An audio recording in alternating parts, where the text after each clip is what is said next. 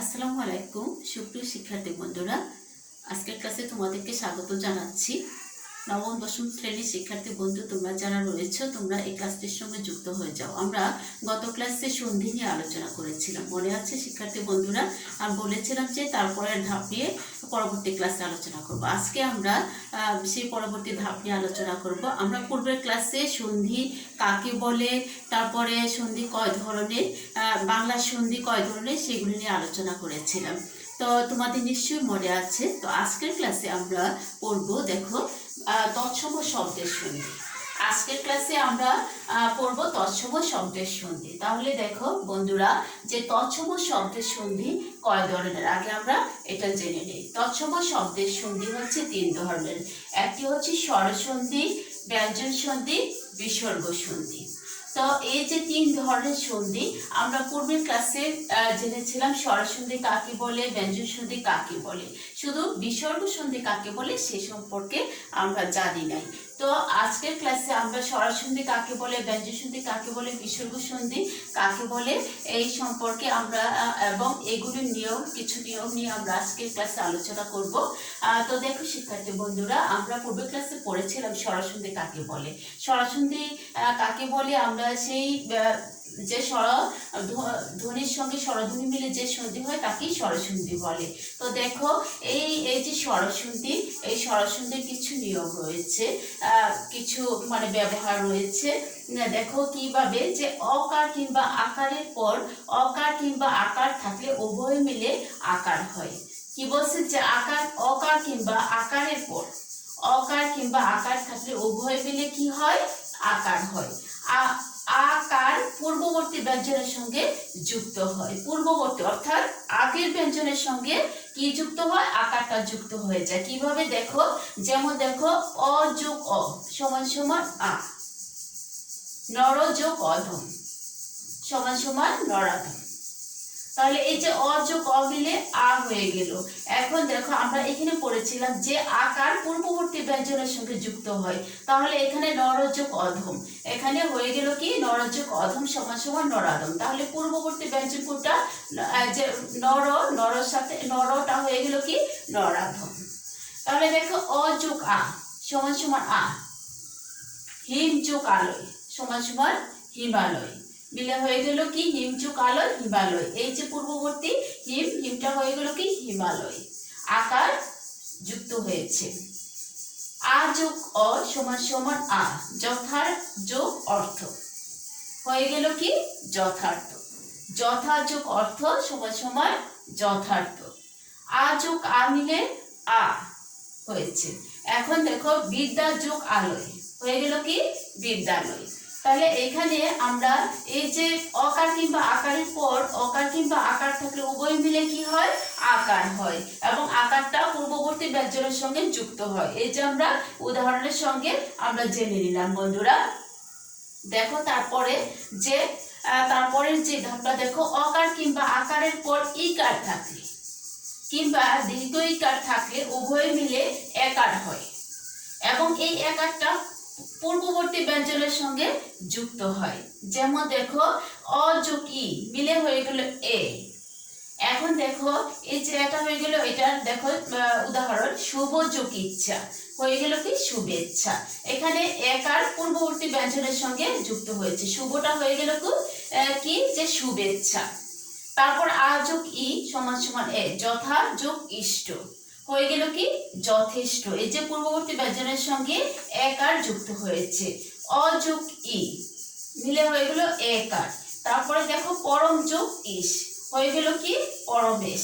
এখানে একার যুক্ত হয়েছে কি পূর্ববর্তী ব্যঞ্জনের সঙ্গে।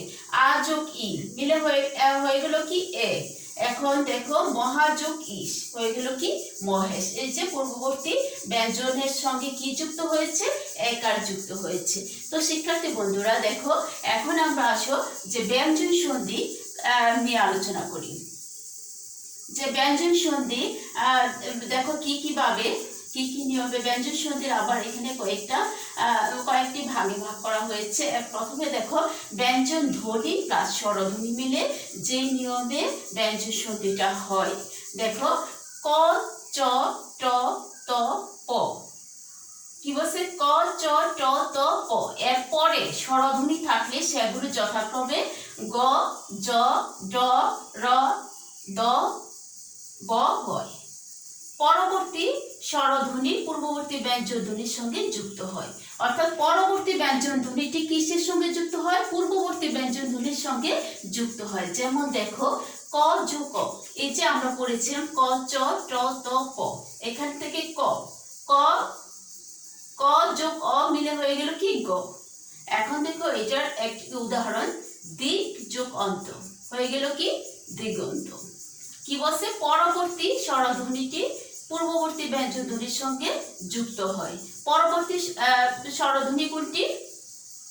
পরবর্তী স্বরধ্বনির সঙ্গে এই যে কি হয়েছে দিক যোগ অন্ত মিলে হয়ে গেল কি পরবর্তী স্বরধ্বনি পূর্ববর্তী ব্যঞ্জন ধ্বনির সঙ্গে যুক্ত হয়, তাহলে দিক যোগ অন্ত হয়ে গেল কি দিগন্ত। তারপর দেখো ট যোগ অ মিলে হয়ে গেল কি জ। এখন এটার উদাহরণ দেখো নিজ যোগ অন্ত হয়ে গেল কি নিজন্ত। নিজন্ত, কারণ চ যোগ অ মিলে হয়ে গেল জ। তাহলে এই যে নিজ যোগ অন্তর জায়গা এই চয়ের স্থলে হয়ে গেল কি জ, তাহলে হয়ে গেল কি নিজন্ত। তারপরে দেখো ট যোগ আ মিলে হয়ে গেল ড। এখন দেখো স্বর যোগ আনন হয়ে গেল কি স্বরানন। স্বর যোগ আনন হয়ে গেল কি স্বরানন। ত যোগ অ সমান সমান ত এবং অ মিলে হয়ে গেল দ। এখন দেখো ত যোগ অবধি হয়ে গেল তদবধি। ন যোগ অ সমান সমান ন যোগ অ মিলে হয়ে গেল ব। এখন দেখো শুভ যোগ অন্ত শুভন্ত। তারপরে দেখো স্বরধ্বনির পর ছ থাকলে, মানে কোন স্বরধ্বনির পর যদি ছ থাকলে উক্ত ব্যঞ্জন ধ্বনিটি দ্বিত্ব হয়। এই যে ছ থাকলে এই ব্যঞ্জন ধ্বনিটি কি হয়? দ্বিত্ব হয়। যেমন দেখো অ যোগ ছ সমান সমান ছ, এক যোগ ছত্র হয়ে গেল কি একচ্ছত্র। তারপর দেখো ত ও দ এর চ ও ছ থাকলে পর, ত ও দ এর পর চ ও ছ থাকলে ত ও দ স্থানে চ হয়। যথা দেখো ত যোগ চ চ দ্বিত্ব হয় আর কি, তাহলে সযোগ চিন্তা কি হয়ে যায়? সৎচিন্তা। ত ও দ এর পরে জ ও ঝ থাকলে ত ও দ এর স্থানে জ হয়। যথা ত যোগ জ সমান সমান জ, জয়ের দ্বিত্ব হয়েছে এখানে, তাহলে সযোগ জন হয়ে গেল কি সজ্জন। এখন দেখো আবার যে ত ও দ এর পর ল থাকলে কি হয়? ত ও দ এর পর ল থাকলে ত ও দ এর স্থানে ল উচ্চারিত হয়। যেমন দেখো ত যোগ ল, ল ল এর দ্বিত্ব হয়েছে এখানে, দেখো উ যোগ লাস হয়ে গেল কি উল্লাস। সুপ্রিয় শিক্ষার্থী বন্ধুরা, এখন চলো আমরা সর্বশেষ যেই সন্ধি সম্পর্কে জানবো সেটি হচ্ছে কি বিসর্গ সন্ধি। তো বন্ধুরা চলো আগে আমরা জেনে নিই যে বিসর্গ সন্ধি কাকে বলে। যে বিসর্গের সাথে অর্থাৎ র ও স এর সাথে স্বরধ্বনির কিংবা ব্যঞ্জন ধ্বনির যে সন্ধি হয় তাকে বিসর্গ সন্ধি বলে। কি বলছে দেখো বিসর্গের সাথে অর্থাৎ র ও স এর সাথে স্বরধ্বনির কিংবা ব্যঞ্জন ধ্বনির যে সন্ধি হয় তাকে বিসর্গ সন্ধি বলে। বিসর্গ সন্ধি দুই ভাবে সাধিত হয়, মানে দুইটা নিয়মে এটা বিসর্গ সন্ধিটা হয়। একটি হচ্ছে বিসর্গ স্বরের সন্ধি, অন্যটি হচ্ছে বিসর্গ ও ব্যঞ্জনের সন্ধি। যে বিসর্গ স্বরের সন্ধিটা কিভাবে হয় দেখো, অধ্বনির পরস্থিত বিসর্গের পর অধ্বনি থাকলে অ যোগ বিসর্গ যোগ অ এই তিনে মিলে ওকার হয়।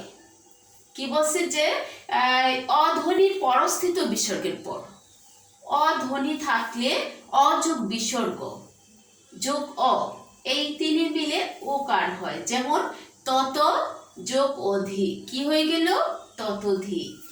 তারপর দেখো বিসর্গ ও ব্যঞ্জনের সন্ধি। অকারের পরস্থিত র জাগ বিসর্গের পর উপযুক্ত ধ্বনি সমূহের কোনটি থাকলে বিসর্গ স্থানে র হয়। যেমন দেখো অন্ত যোগ গত হয়ে গেল কি অন্তর্গত। তো তো সুপ্রিয় শিক্ষার্থী বন্ধুরা, আজকের ক্লাসে আমরা পড়লাম কি তৎসম শব্দের সন্ধি। তো গত ক্লাসে আমরা পড়েছিলাম বাংলা শব্দের সন্ধি। সুতরাং এই যে দুটা ক্লাস মিলে আমরা সন্ধি নিয়ে আলোচনা করেছি, এই ক্লাসের সঙ্গে এই ক্লাসটা তোমরা বাড়িতে আরেকটু চর্চা করলে আমার মনে হয় যে তোমরা অনেকটা উপকৃত হবে, এবং বাড়িতে যত বেশি তোমরা চর্চা করবে ততই তোমরা উপকৃত হবে, এই আশাবাদ ব্যক্ত করে এবং পরবর্তী ক্লাসের কোনো এক ক্লাসে তোমাদেরকে আমন্ত্রণ জানিয়ে পরবর্তী ক্লাস পর্যন্ত যাতে তোমরা সুস্থ থাকো, নিরাপদে থাকো, ঘরে থাকো এবং বাড়িতে বসে এই ক্লাসটি অনুসরণ করো, সেই প্রত্যাশা আজকের ক্লাস থেকে আমি বিদায় নিচ্ছি। আল্লাহ হাফিজ, সবাই ভালো।